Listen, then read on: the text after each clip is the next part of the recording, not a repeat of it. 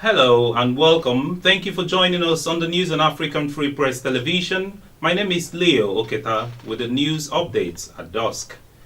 Senate President Bukola Saraki today was at the Code of Conduct Tribunal in Abuja. Saraki was accompanied by Deputy Senate President Ike Ekweremadu, former Governor of Sokoto State, Wamako, and several senators. The tribunal awaited the arrival of the chairman, Justice Omar, for Saraki's trial to begin and adjourned hearing on Saraki's case till October the 21st, 2015. The Senate President was granted bail on self-recognition.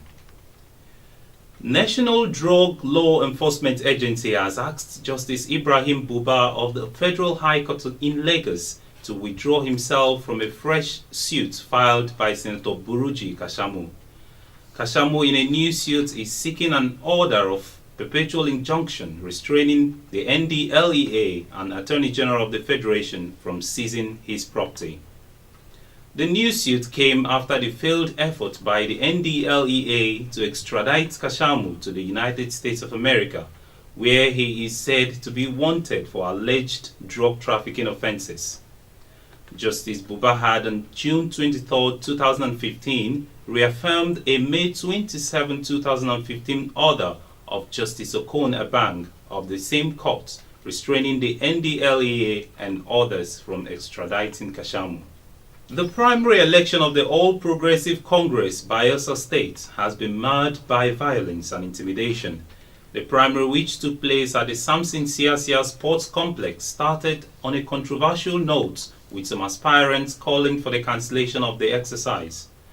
Before 8 a.m., thugs invaded the entrance of the venue, hurling stones at delegates who lined up to be screened for the exercise, creating chaos and panic in the area.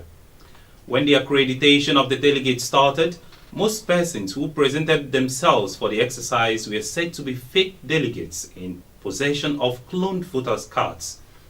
The rowdiness of the exercise was blamed on the lateness of the chairman of the Electoral Committee, Mr. Adam Soshomole, who arrived there at about 12 p.m. Edo State Governor immediately intervened and held a meeting with members of the committee. After meeting with his committee members, Oshomole also met with all the aspirants, leading to speculations that the primary could be postponed. The Nigerian Civil Aviation Authority (NCAA) on Tuesday said it had released one of the two grounded foreign registered aircraft after its owners paid a 7 million naira fine to the agency. The News Agency of Nigeria (NAN) reported that Mr. Sam Aduroboye, the NCAA's acting general manager, public relations, made this disclosure while briefing newsmen in Lagos. NAN reported that the aircraft, a Bombardier 700-100 with registration marks GRBEN Global Express SN9083, operated by Gamma Aviation UK, was grounded recently for violating Nigeria's airspace. It was grounded alongside a Mexican aircraft, an Embraer 135J with registration marks XAMHA. Confirming the release, Aduroboye said Gamma Aviation also paid a $20,000 fine to the Nigerian Airspace Management Agency (NAMA) for operating illegal flights within the country. He, however, noted that the operators of the second aircraft had yet to comply with the sanction of the regulatory body. Troops loyal to Burkina Faso's deposed government say they were preparing to attack the camp Naaba military base near the capital's presidential palace, which is held by troops who staged a coup last week. Loyalist troops have been massing in the capital on Tuesday and have told those behind the coup, which derailed the democratic transition process, to disarm and surrender by 10 a.m. GMT or face attack.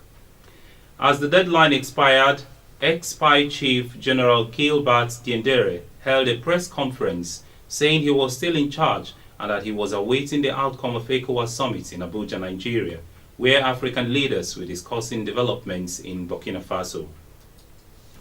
Minutes before the deadline expired, General Dien-dere called a press conference and released a statement saying he wants to stand by the framework agreement that was negotiated with ECOWAS. In an apparent olive branch, The coup leaders released interim Prime Minister Yakuba Isaac Seda, who had been held hostage since the revolt began. The release of Zida came hours after army soldiers entered Ouagadougou without resistance. Dien-dere and his presidential guard rebelled on Wednesday, raiding a cabinet meeting and detaining the president and other ministers. Leftist rebels of the Revolutionary Armed Forces of Colombia has appealed for support from Pope Francis to organize a day for peace in Colombia. The rebels hailed Francis as the Pope of the Poor and asked him to help organize a day of atonement for all parties, including the Colombian conflict over more than 50 years, so they can take responsibility for their action and vow not to repeat them. On Sunday, the pontiff advocated peace in the South American country during his visit to Cuba, where the Colombian government and FARC have been holding peace talks for almost 3 years. After a crowded mass at Havana's Revolution Square, Pope Francis stated that another failure in the path of peace and reconciliation cannot be accepted. The Vatican had ruled out a meeting between the Pope and the Colombian delegations during a 4-day visit to Cuba, arguing that the matter concerned a third country, even though FARC had repeatedly suggested a meeting. Hundreds of German police officers today raided several sites in Berlin that they believed were being used by Islamists to support fighters in Syria. According to police, the prime suspect is a 51-year-old Moroccan man who is thought to have incited others to join jihadist groups in Syria. They are also searching for a 19-year-old man from Macedonia who is suspected of having joined the jihadist battle in Syria. Police say that there was no evidence that the suspects had been planning attacks in Germany. They added that among the property searched was a mosque association. And that's the news for you on African Free Press Television. For more stories, please do visit our website at www.africanfreepress.com. Follow us on Twitter at African Free Press and like us on Facebook at African Free Press. From me, Leo Oketa, and the whole team in the studio this evening, it's a very good evening to you. Do enjoy the rest of your night. Bye-bye.